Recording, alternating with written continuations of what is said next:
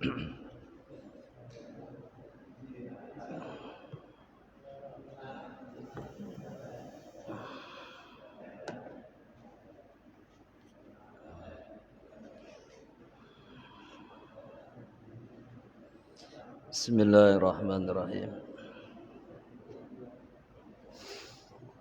Assalamualaikum warahmatullahi wabarakatuh.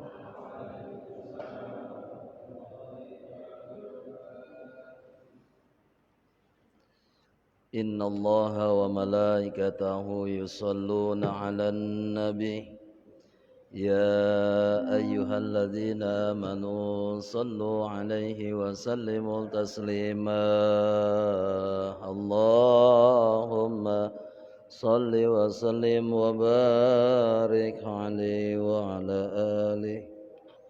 Ya Rabbi bil Mustafa balligh maqasidana waghfir lana ma madha ya wasi'al karami ya Rabbi bil maqasidana waghfir lana ma madha يا واسع الكرم يا مولانا يا مجيب يا حاضرا لا يغيب توسلنا إليك الحبيب تقضي حاجاتنا قريب يا رب مصطفى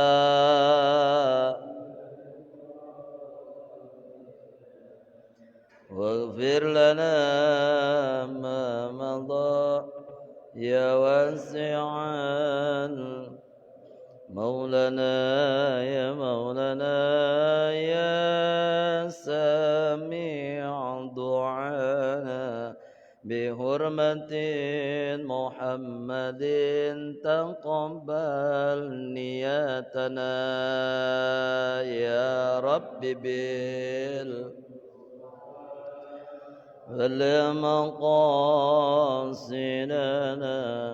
واغفر لنا ما مضى يا واسع الكرم مولانا يا مولانا يا سميع دعانا بحرمة محمد تقبل دعاءنا يا رب بالمصطفى بلغ مقام واغفر لنا ما مضى يا واسع الكرم مولانا يا مولانا يا سميع دعانا بحرمة محمد تقبل مقصودنا يا رب بالمصطفى مقاصدنا واغفر لنا ما مضى يا واسع الكرم لقد جاءكم رسول من أنفسكم عزيز عليه ما عنتم حريص عليكم بالمؤمنين رؤوف رحيم. Alhamdulillah summa alhamdulillah alladzi an'ama alaina bi ni'matil iman wal islam wal ihsan. Asyhadu an la ilaha illallah wahdahu la syarikalah wa asyhadu anna sayyidana Muhammadan abduhu wa rasuluh la nabiyya ba'da. Allahumma salli wa sallim ala sayyidina Muhammadin wa ala alihi wa sahbihi ajma'in amma ba'du. Rabbi shrah li sadri wa yassir li amri wahlul 'uqdatan min lisani yafqahu qawli. Allahumma rzuqna wa iyyahum ilman nafi'an wa rizqan wasi'an wa khuluqan hasanan wa taufiqan li ta'ati wa fahman nabiyyin wa hifdzal mursalin wa ilhamal malaikatil muqarrabin waftah qulubana ya rabbana waftah qulubana wa qulubahum futuhal arifin ya fatahu ya alim ya fatahu ya alim ya fatahu ya alim ya rabbal alamin. Syukur alhamdulillah pada kesempatan yang mulia ini terlebih dahulu tahiyatul hurmah yang sama-sama kita hormati Ketua DKM beserta jajaran pengurus Masjid As-Salam Al-Jami, Ustadz Jamaluddin beserta DKK ya dan kawan-kawan gitu ya, serta jamaah sholat maghrib yang dimuliakan oleh Allah dan juga sahabat-sahabat kita yang ada di alam gaib. Ini yang nyata nih yang kelihatan gitu ya. Yang gaibnya kagak kelihatan, cuman bisa nonton ini pakai Facebook gitu ya. Mudah-mudahan semuanya senantiasa dimuliakan dan diberkahi oleh Allah Subhanahu wa taala. Syukur alhamdulillah pada kesempatan saat ini betapa bahagianya kita, betapa senang dan tenangnya hati kita setelah lepas kita melaksanakan kewajiban kita sholat maghrib berjamaah. Mudah-mudahan ketenangan ini kita pertahankan dengan menegakkan sholat yang 5 waktu dan kita berusaha untuk melaksanakannya dengan berjamaah. Mudah-mudahan keutamaan dari hal itu dapat kita raih bersama. Amin ya rabbal alamin. Salawat dan salam tetap tercurah pula kepada baginda alam nabiyina Muhammad sallallahu alaihi wasallam, kepada keluarganya, sahabatnya, sampai kepada kita selaku pengikutnya yang cinta dan rindu akan perjumpaan dengannya. Seorang manusia pilihan, sebaik-baik makhluknya Allah Subhanahu wa taala yang memiliki kedudukan yang sangat mulia dan tinggi. Beliau adalah Nabi Muhammad sallallahu alaihi wasallam yang mudah-mudahan dengan semangat kita melaksanakan sunnah yang telah diajarkan oleh beliau dan memperbanyak sholawat, harapan kita kelak di yaumil akhir kita diakui oleh beliau sebagai umatnya dan mendapatkan syafaatnya dan masuk ke dalam surga bersama beliau. Amin ya rabbal alamin. Hadirin jamaah yang dimuliakan oleh Allah Subhanahu wa taala. Siapa yang tidak menginginkan di antara kita yang memiliki hati tenang, jiwa lapang, batin tentram? Pasti jawabannya pengen gitu. Tanpa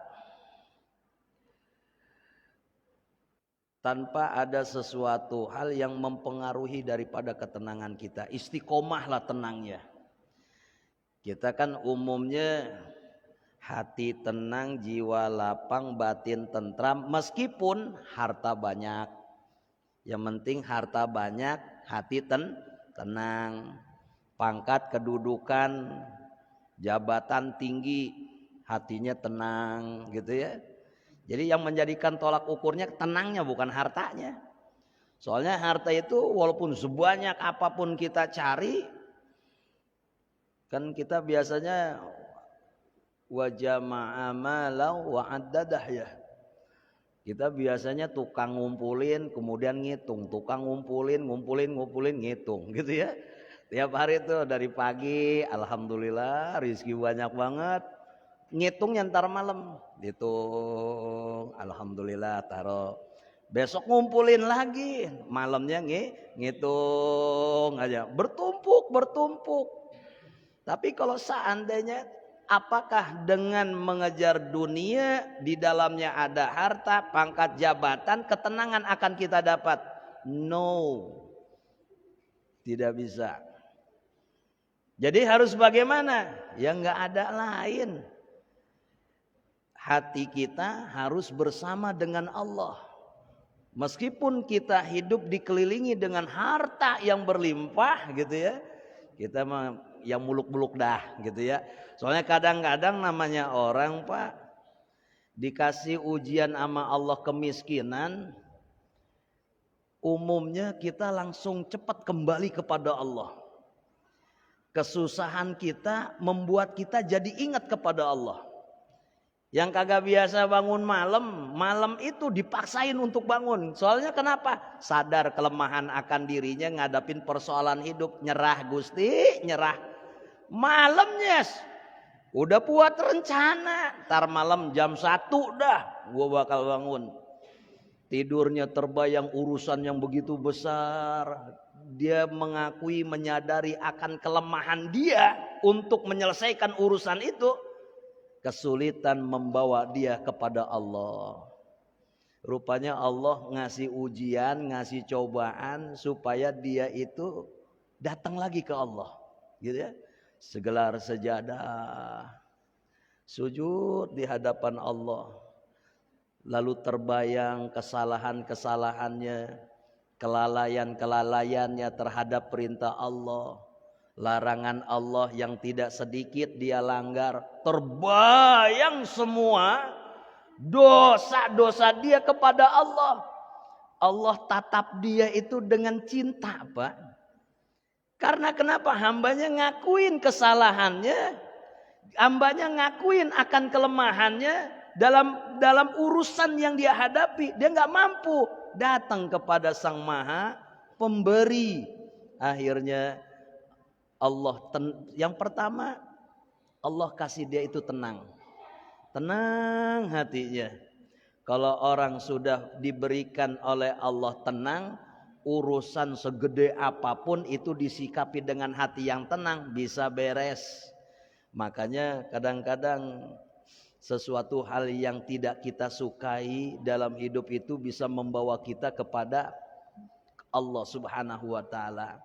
Rupanya intinya tidak lain adalah zikir. Di situ dijelaskan di dalam ayat Al-Quran banyak ya mengenai tentang zikir itu. Ala bizikrillahi tatma'innul qulub. Ingatlah dengan berzikir kepada Allah hati tenang, batin tentram, jiwa lapang. Artinya mengingat Allah itu ingat akan perintahnya, laksanakan. Ingat akan larangannya, oh iya ini kudu ditinggalin. Ingat akan perintahnya, 5 waktu dilaksanakan. Ingat perintahnya, selalu ingat sama Allah dalam setiap keadaan. Maka ketenangan akan dia dapat. Dan pada sore hari ini jamaah yang dimuliakan oleh Allah Subhanahu wa ta'ala, kita masuk kepada babu azkarus sobahil wal masa'i, zikir pagi dan sore. Bagaimana caranya supaya hati ini masih tetap istiqomah, tenang gitu. Berarti kudu istiqomah ingat Allah gitu. Harus istiqomah laksanakan perintah Allah. Harus istiqomah untuk meninggalkan larangan Allah. Mau yang perintah itu wajib maupun itu sunnah dilaksanakan. Larangan Allah maupun itu haram ataupun perkara yang lainnya kita tinggalkan. Maka ketenangan itu akan kita rasakan setiap saat dan waktu. Bukan berarti orang yang tenang hatinya, jiwanya lapang, batinnya tentram, nggak ada problema dalam kehidupan. Bukannya begitu, ada. Selama kita hidup, masalah selalu saja silih berganti datang, yang satu selesai numbuh dua masalah, yang dua selesai nambah lagi dan lain sebagainya. Kita harus mengetahui bahwa Allah ciptakan kematian dan kehidupan tidak lain liyabluwakum ayyukum ahsanu amala. Tidak ada lain, semua itu adalah ujian buat kita agar nampak tuh dari semua hamba-hamba Allah ayyukum ahsanu amala, mana di antara mereka yang memiliki terbaik amalnya. Si dia mah dikasih nikmat dikit udah lupa sama Allah gitu ya. Dia mah pas diberikan oleh Allah nikmat sedikit pandai bersyukur, berarti dia amanah nih, dikasih nikmat dia amanah, dipergunakan nikmat itu untuk ibadah.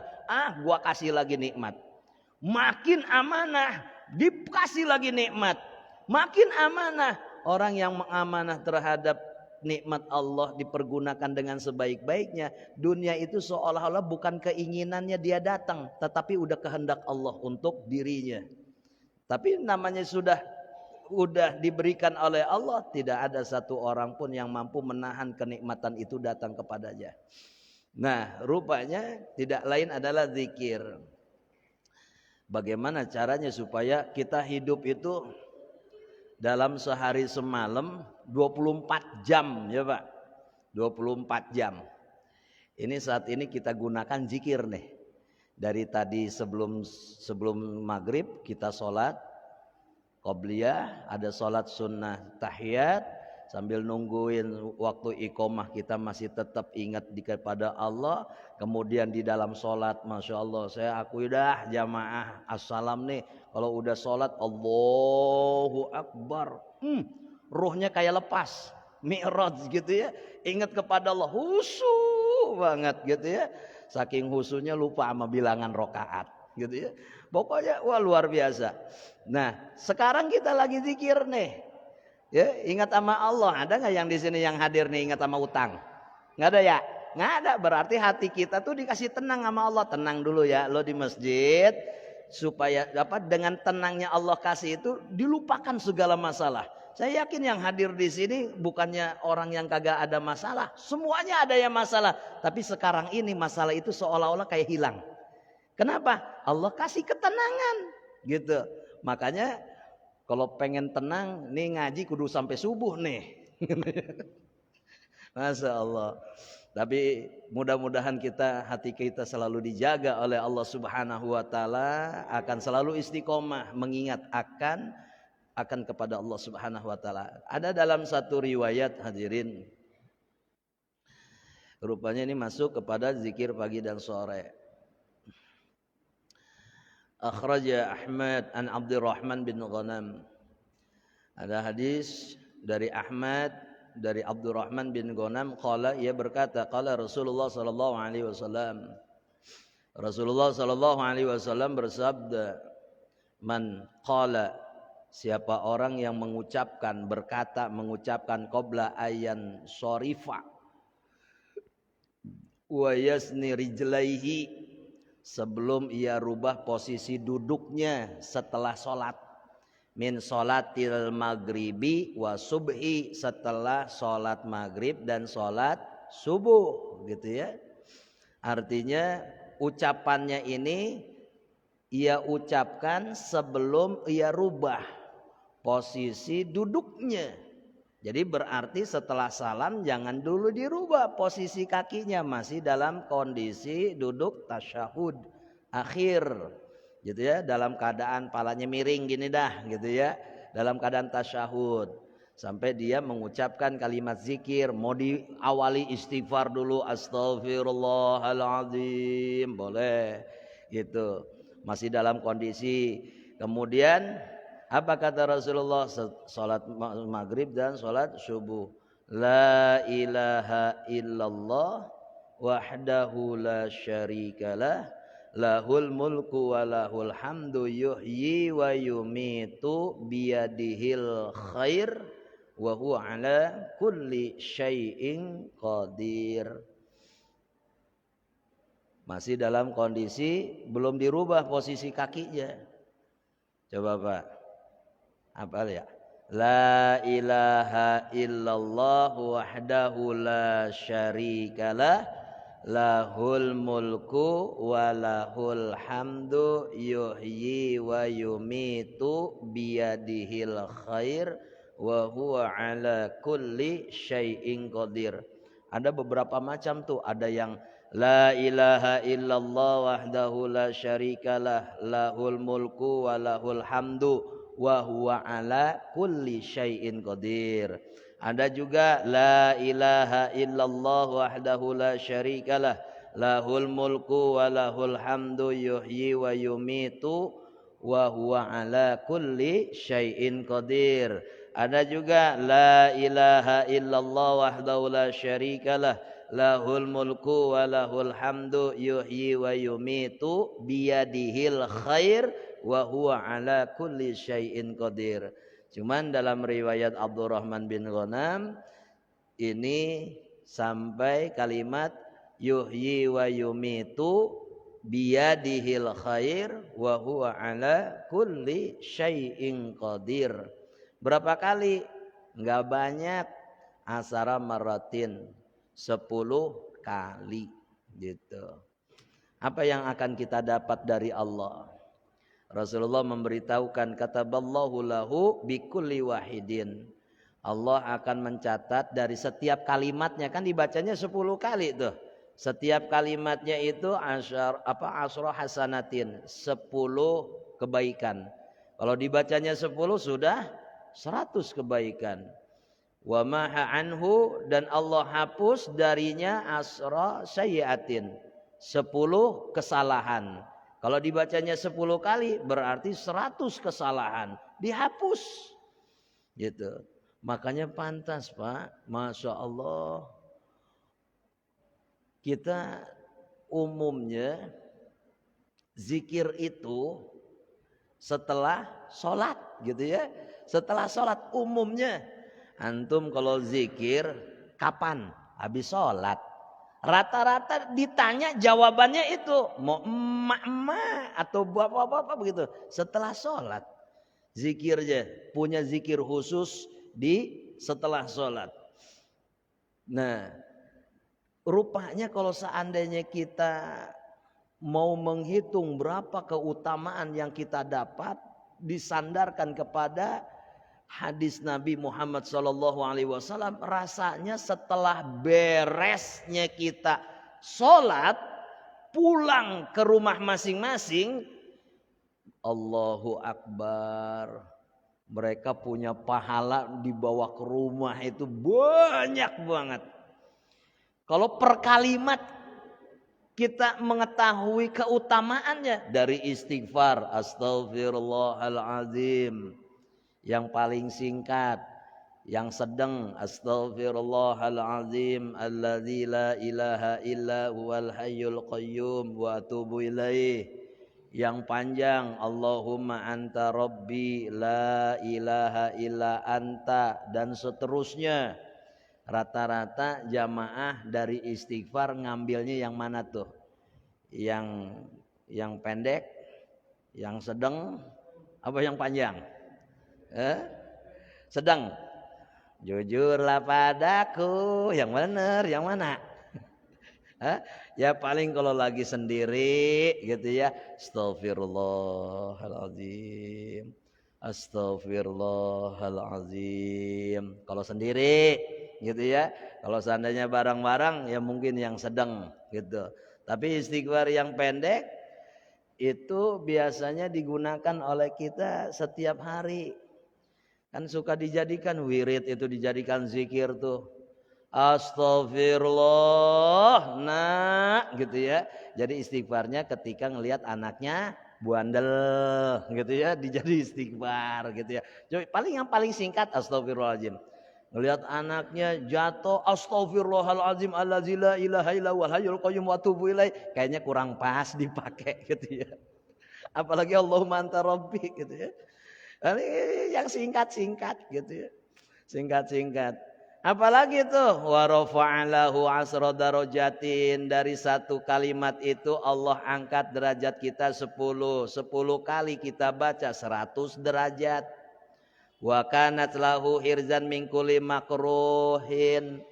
Dari bacaan itu dijadikan oleh Allah Subhanahu wa taala bacaan tersebut itu hirzan, penjaga. Allah jadikan kalimat itu buat kita sebagai penjaga. Penjaga dari apa? Min kulli makruhin, dari sesuatu yang tidak kita sukai. Karena ada aja tiap hari mah sesuatu yang enggak kita sukain tuh ya. Berita yang enggak enak gitu, datang ke rumah belum masak gitu ya, sesuatu yang enggak disukain tuh ya. Datang muka cemberut, pokoknya hirzan. Walaupun itu terjadi tapi hati kita tidak membuat itu jadi kecewa. Artinya apa? Dijaga hati kita dari sesuatu hal yang tidak kita kesukai. Lihatnya indah aja udah. Berita yang enggak enak tidak membuat hati kita itu menjadi goncang, panik, tidak. Tapi tetap aja Allah jaga hati kita tenang gitu ya. Masya Allah. Kemudian wa hirzan minasyaitonir rajim, dan kalimat itu Allah jadikan sebagai penjaga dari berbagai macam bujuk rayu setan terkutuk. Dijaga sama Allah. Ya, bismillah, subuh, maghrib 10 kali. Rasakan seminggu ya, ada yang beda. Ya ada yang beda, dengan banyak zikir hati kan tenang, Pak. Nah, kemudian dalam riwayat Imam Ahmad itu Rasulullah menjelaskan mengenai tentang Sayyidul Istighfar, Pak. Sayyidul Istighfar, kalau saya tanya bacaan Sayyidul Istighfar rata-rata yang hafal itu bapak-bapak apa ibu-ibu? Oh tuh ada yang jawab tuh ya, ibu-ibu lah. Tiap pengajian dibaca. Ayo ibu-ibu, sebelum kita mulai pengajian kita sama-sama baca Sayyidul Istighfar. Habis itu Asmaul Husna. Emak-emak luar biasa ya. Satu paling rame di majelis taklim emak-emak. Yang paling rame banyaknya emak-emak. Yang paling kepo masalah seragam emak-emak gitu ya. Yang sibuk ngurusin masalah makanan emak-emak. Makanya emak-emak hebat ya. Hebat, Pak. Makanya dukung emak-emak, Pak. Kalau seandainya rajin ngaji, Bapak diam aja di rumah, ntar dibawain. Hadirin jamaah yang dimuliakan oleh Allah Subhanahu wa taala. Apa kata Rasulullah sallallahu alaihi wasallam mengenai tentang Sayyidul Istighfar? Ya kalimatnya, Allahumma anta rabbi la ilaha illa anta khalaqtani wa ana abduka wa ana ala ahdika wa wa'dika mastata'tu a'udzubika min syarri ma sana'tu abu'u laka bi ni'matika 'alayya wa abu'u bi dzambi faghfirli fa innahu la yaghfiru dzunuba illa anta. Man qalaha minan nahari, barang siapa orang yang membaca Sayyidul Istighfar ini dibacanya di waktu siang. Ya, bukan di waktu pagi tapi di waktu siang.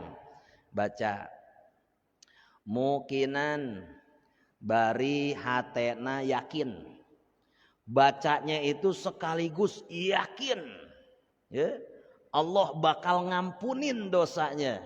Kita kalau seandainya baca istighfar jangan sampai hati ini lengah. Lah antum baca istighfar tuh apa? Pengen diampunin dosanya. Ya udah, yakinin dengan istighfar itu Allah bakal ngampunin. Antum baca Al-Fatihah buat apa? Niat supaya jadi obat buat orang ini yang sakit. Yakinin. Seolah-olah ngasih obat dengan suratul Fatihah. Jadi kadang-kadang bacaan itu kosong, ya. Baca tapi kosong. Gitu. Nah, kita yakinkan. Misalkan ada kan kalau guru-guru kita suka ngasih amalan nih, baca sholawat sekian kali, diniatin semoga menjadikan wasilah sholawat ini turun berkah, hajat antum dikabul sama Allah.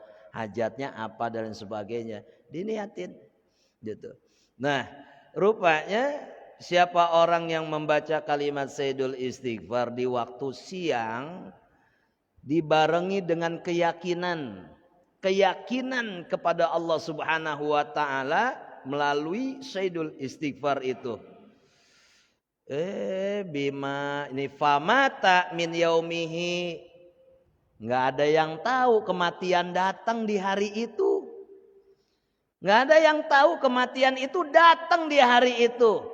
Dan alhamdulillahnya dia udah baca Sayyidul Istighfar di siang hari, dibarengi dengan keyakinan kepada Allah akan ampunannya yang luas itu. Famata miyaumihi qabla ayyumsiya, mati di hari itu sebelum datang waktu sore, sebelum datang waktu maghrib. Kemudian fahuwa, kata Rasulullah, maka dia adalah min ahlil jannah, termasuk bagian daripada penghuni surga. Kalau kata Bang Napi mah waspadalah kematian selalu di mana-mana. Artinya apa? Pengen kita mati dalam keadaan husnul khotimah, waspada kita. Ya udah tiap siang dah kita habis johor baca ini sekali. Ya Allah, dengan kalimat ini ampuni dosa-dosa hamba yang berlumuran dosa. Enggak tahu sebelum sore mati. Tapi kata Rasulullah, dah dia mah termasuk penghuni surga, Pak. Gitu ya, penghuni surga. Kemudian waman qalaha minal laili, lan sing sapa wong dan barang siapa orang yang mengucapkan kalimat Sayyidul Istighfar di malam hari, wa huwa muqinun, dan dia membacanya dengan yakin banget hatinya, biha, sebab itu bacaan, famata qabla ayusbiha, belum datang waktu pagi mati. Sebelum datang waktu pagi mati. Pernah ada kejadian orang tidur kemudian besok paginya kagak bangun-bangun, Pak? Ada ya? Ada, kebablasan, meninggal. Bismika Allahumma ahya wa bismika amut, blok, bener mati gitu ya. Ada yang kalau dalam doa Nabi yang lain itu, dengan menyebut namamu ya Allah aku hidup, dengan menyebut namamu aku mati. Jika esok pagi engkau anugerahkan aku dalam kebaikan dan kau tidak menahannya ruhku, masukkanlah dalam rahmatmu. Tapi jika esok pagi tidak engkau ada ketentuan untuk hidup di besok pagi dan engkau menahan ruhku, maka matikan aku dalam keadaan husnul khotimah, dalam kondisi tidur. Gitu, dalam kondisi tidur. Dan ini siapa orang yang membaca Sayyidul Istighfar minal laili di waktu malam. Di waktu malam. Enggak banyak, sekali aja, cuman sambil dihayati dan diyakinin kalimat itu. Karena kita selalu waspada, kematian selalu saja mengintil kita di mana kita berada. Entah itu di rumah, di jalan, di masjid ya, di masjid. Dan di mana-mana kematian selalu ada untuk menyertai kita, dan kita nggak tahu, tapi kita waspada karena kita pengen mati dalam keadaan husnul khotimah. Ya udah, malamnya dia baca Sayyidul Istighfar, famata qabla ayusbiha, mati sebelum datang waktu pagi. Kata Rasulullah, fahuwa, maka dialah min ahlil jannah, termasuk dia penghuni surga. Gitu. Kayak ada satu riwayat tuh, Pak. Siapa ya? Saya dengar itu Abu Zamzam apa Abu Tomtom gitu ya. Rasulullah sedang dalam keadaan bersama sahabat sedang menyampaikan ilmu di majelis Rasul. Tiba-tiba Rasulullah itu diberitahu oleh malaikat Jibril, bentar lagi nanti ada penghuni surga datang. Akhirnya disampaikan kepada Rasulullah, bentar lagi ada seseorang yang akan datang di tengah-tengah kita, dia itu adalah penghuni surga. Belum lama ngomong gitu masuk, assalamualaikum, sholat 2 rakaat, cuman sholat doang, selesai beres dia pulang. Lalu sahabat, lah ini orang yang dikatakan oleh Nabi dia sebagai penghuni surga, itu namanya nggak masyhur, nggak terkenal. Nggak terkenal di kalangan para sahabat. Oh dia, dikirain siapa? 4 sahabat misalkan, atau 10 sahabat yang udah jamin masuk surga, gitu ya. Ini mas sahabat yang nggak dikenal lah, gitu ya. Nggak masyhur, nggak terkenal, tahu tapi nggak terkenal gitu. Kan orang kadang-kadang terkenal dermawannya, gitu ya. Lah ini kan kita semua pada kenal ini. Cuman di antara yang hadir mana yang kita kenal, yaitu siapa, amalan apa yang menonjol pada dirinya, itu yang membuat kita jadi dikenal gitu sama orang itu. Entah kedermawanannya, entah akhlaknya, entah budi pekertinya, dan lain sebagainya. Sama seperti seorang guru di sekolah, dia punya murid, dia hafal nama-namanya, cuman di antara mereka yang dikenal itu cuman beberapa orang punya istimewa. Bisa juga karena bandelnya bisa juga dia dikenal, gitu ya. Jadi ini sahabat nggak terlalu kenal, ya orangnya biasa-biasa aja mungkin. Tapi Rasulullah aneh menyampaikan, bentar lagi nanti ada orang yang udah penghuni surga. Sampai setelah beberapa hari berikutnya Rasul menyampaikan lagi. Sampai beberapa hari berikutnya Rasul menyampaikan lagi. Abdullah bin Umar penasaran, diikutin. Di mana rumahnya nih orang? Setelah sampai, oh di situ. Akhirnya dia datang ke rumahnya sebagai tamunya. Akhirnya mengatakan, siapa Anda? Abdullah bin Umar. Dipersilakan masuk, kemudian minta izin. Izinkan saya untuk mondok 3 hari di rumahmu. Oh senang. Ya senang sekali. Akhirnya 3 hari dia. Malam pertama rupanya ngintai, amalan apa sih? Yang sampai Rasulullah itu mengatakan dia itu penghuni surga, dan yang ngasih tahu malaikat Jibril.